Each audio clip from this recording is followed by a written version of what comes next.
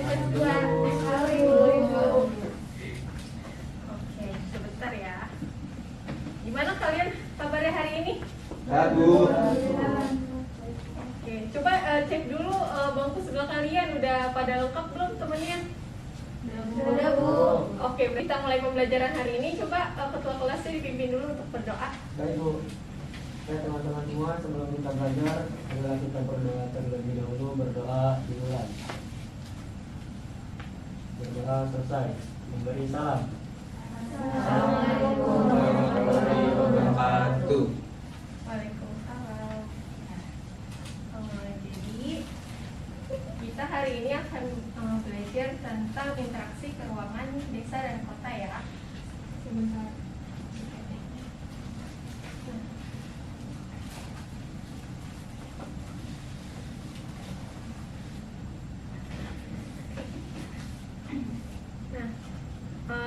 Pertama-tama Ibu mau sebutin dulu ya tujuan pembelajaran hari ini. Jadi yang pertama ini ada menjelaskan struktur keuangan serta perkembangan desa dan kota. Lalu yang kedua ada menganalisis dampak perkembangan kota terhadap masyarakat desa dan kota. Nah, lalu minggu kemarin kan Ibu sudah memberikan kalian tugas untuk mencari pengertian apa itu kota dan apa itu desa. Yuk, yang mau memberikan pendapatnya? Bu. Boleh lagi ya? Ya. Nah, jadi menurut saya desa ini adalah suatu kesatuan hukum di mana bertempat tinggal suatu masyarakat yang berkuasa mengadakan pemerintahan sendiri. Kalau pengertian kota itu menurut saya adalah suatu wilayah yang mempunyai batas administrasi wilayah. Oke, ada lagi yang lain? Saya Bu. Oke, silakan. Jadi kalau desa itu merupakan kesatuan geografis, sosial, ekonomi, politik, serta kultural yang terdapat di suatu daerah dalam hubungan dan pengaruhnya secara timbal balik dengan daerah lain, Bu. Kalau misalnya kota ini merupakan daerah pemukiman yang terdiri atas bangunan rumah yang merupakan suatu kesatuan tempat tinggal dalam berbagai lapisan masyarakat. Oke, terima kasih Agi dan Rizka. Ada lagi nggak temannya yang mau coba jawab? Saya, Bu. Ya boleh, Adin, silakan. Menurut saya, Bu, desa adalah kesatuan masyarakat hukum yang memiliki kewenangan untuk mengurus rumah tangganya sendiri berdasarkan hak asal usul dan adat istiadat. Gitu. Ada lagi? Mungkin satu lagi yang ingin memberikan pendapatnya? Saya Bu. Kota adalah pusat pelayanan sosial, kegiatan ekonomi, pusat pemerintahan. Oke, terima kasih Iska, Adin dan juga Aulia. Oke. Ini ada pengertian desa. Nah, ini menurut Bintarto, desa adalah perwujudan atau kesatuan geografi, sosial, ekonomi, politik, serta kultural yang terdapat di suatu daerah dalam hubungan dan pengaruhnya secara timbal balik dengan daerah lain. Nah, ada juga menurut Undang-Undang Nomor 6 Tahun 2014 tentang desa. Jadi desa adalah kesatuan masyarakat hukum yang memiliki batas wilayah yang berwenang untuk mengatur dan mengurus urusan pemerintahan, kepentingan masyarakat setempat berdasarkan prakarsa masyarakat, hak asal usul, dan atau hak tradisional yang diakui dan dihormati dalam sistem pemerintahan NKRI. Nah, ini selanjutnya ada ciri-ciri desa. Yang pertama ini ada perbandingan lahan dengan penduduk, lalu juga lapangan pekerjaan didominasi di bidang pertanian, lalu hubungan kekerabatan masih erat, dan juga ada tradisi yang berlaku masih digandul dengan ibu. Nah, kita jelasin dulu nih. Yang pertama ada perbandingan lahan dengan penduduk. Jadi kan jumlah penduduk di desa bisa dikatakan lebih sedikit dibandingkan dengan penduduk yang tinggal di perkotaan, sehingga lahan di desa ini lebih luas dan bisa dimanfaatkan untuk kegiatan lain seperti pertanian, perikanan, perkebunan, lalu juga pertanian dan lain-lain. Lalu yang kedua ada lapangan pekerjaan didominasi di bidang pertanian. Nah, jadi bagian besar ini penduduk di desa itu bermata pencarian sebagai petani. Nah, itu dipengaruhi oleh karena pengaruh teknologi yang belum terlalu besar disebabkan karena minimnya tingkat pendidikan, lalu juga tidak tersedianya lahan pekerjaan lain, dan juga lahan yang tersedia itu untuk pertanian masih luas dan kemampuan turun-menurun di bidang pertanian. Dan juga yang ketiga adalah hubungan kekerabatan yang masih erat. Jadi hubungan kerabatan di desa ini masih sangat erat. Terusnya yang terakhir ada tradisi yang dianut, masih dianut dengan teguh. Jadi tradisi ini dianggap penting karena sebagai pedoman hidup dan bersikap dan berperilaku di sana. Nah, lanjut, ini ada pola perubahan desa. Jadi ada yang pertama pola memusat, pola mengelilingi, pola memanjang, dan juga pola pertama ada pola memusat. Jadi ini biasa ditemui di dataran rendah, terus juga memusat di satu titik. Jadi sosial dan kekerabatannya ini masih tinggi. Lalu ada pola mengelilingi. Nah, ini pola mengelilingi ini biasanya mengelilingi fasilitas tertentu seperti mata air, danau, waduk, dan lain-lain. Terusnya ada pola memanjang. Nah, itu biasanya pola memanjang ditemui di pemukiman dekat jalan raya, pesisir pantai, terusnya ataupun sungai. Jadi mereka bangun rumahnya itu mengikuti garis. Nah, terusnya juga ada terakhir pola menyebar. Jadi pola menyebar ini biasanya banyak ditemui di pegunungan, lalu tidak merata, jadi rumahnya jauh-jauhan tuh. Gitu. Nah, terus ini ada tingkat perkembangan desa. Jadi ada desa swadaya, desa swakarya, dan juga desa swasembada. Jadi desa swadaya ini masih kental banget. Terusnya swakarya ini mulai transisi, dan desa swasembada ini udah mulai maju atau dikatakan desa maju, kayak desa kekotaan gitu.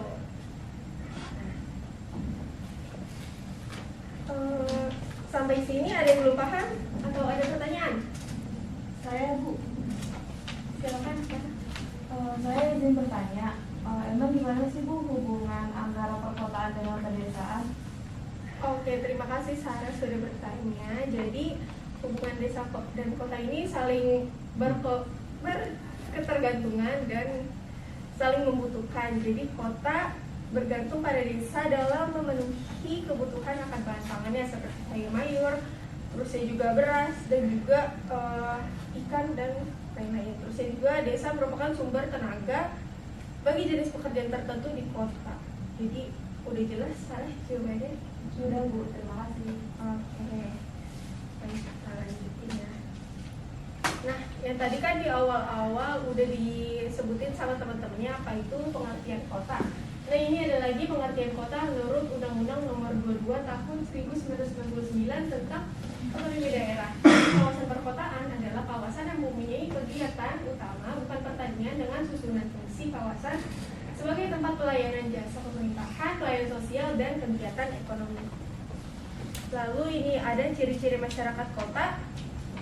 Itu ada, jadi pertama ada lapisan sosial ekonominya, terusnya juga individualismenya yang tinggi.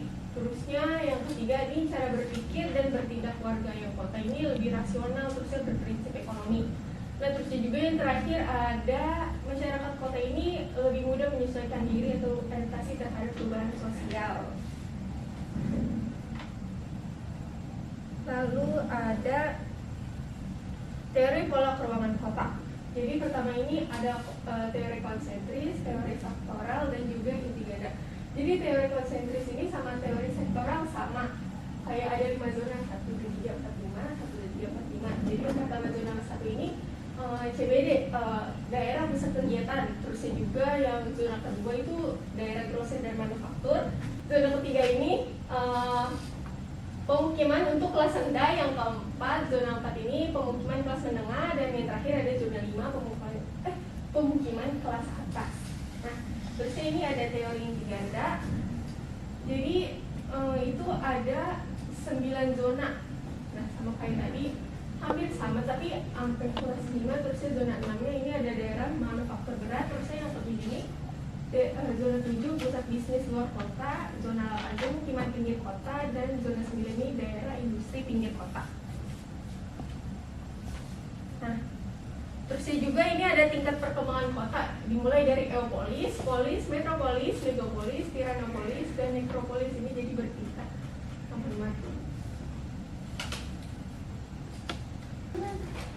Nah, ini ada dampak interaksi desa dan kota bagi desa.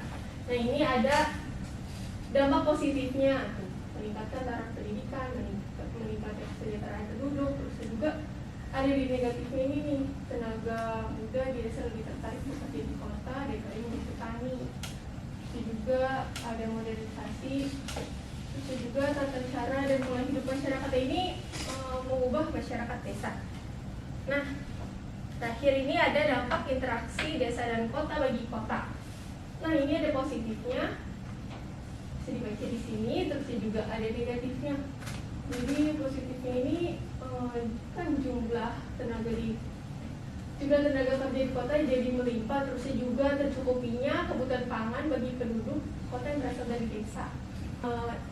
Dampak negatif interaksi desa dan kota bagi kota ini, jadi ada nilai lahan di kota jadi mahal, terus juga penduduk di desa yang datang ke kota ini banyak tapi tanpa keahlian, jadi menimbulkan permasalahan. Terus juga penduduk berpendapatan rendah sulit memenuhi kebutuhan hidup, dan juga ada yang terjadi degradasi lingkungan karena pembangunan yang tidak terkendali. Sampai sini ada yang ingin bertanya?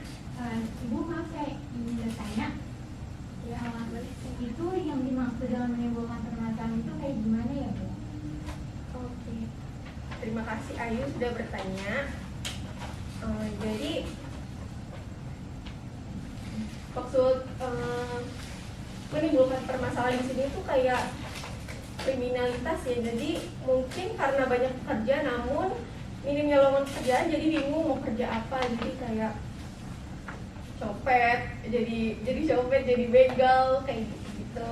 Terusnya juga adanya selama raya karena kan nggak murah ya peta, jadi kayak dia bikin rumah di pinggir-pinggir kayak rel kereta, pinggir sungai gitu.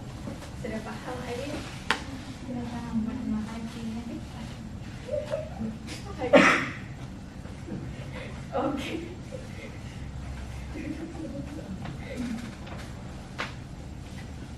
Nah, jadi tadi udah materi tentang interaksi desa dan kota. Jadi di sini ada 5 TTS main. Jadi kita main cepet-cepetan ya. Di sini ada 2 spidol. Jadi siapa aja yang mau maju boleh. Ayo, Bu. Kayak Bu. Boleh. Silakan maju langsung. Isinya di sini.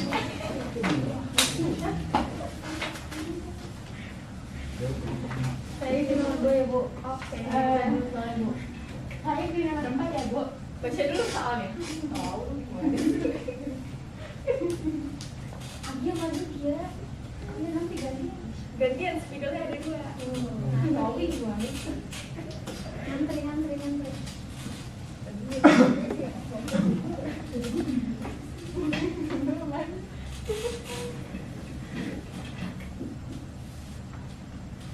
Oke, terima kasih sudah.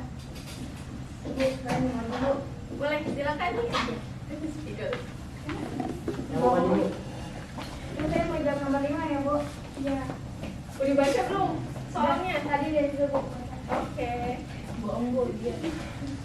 Ini nggak kelihatan, Bu. Oh, Pak.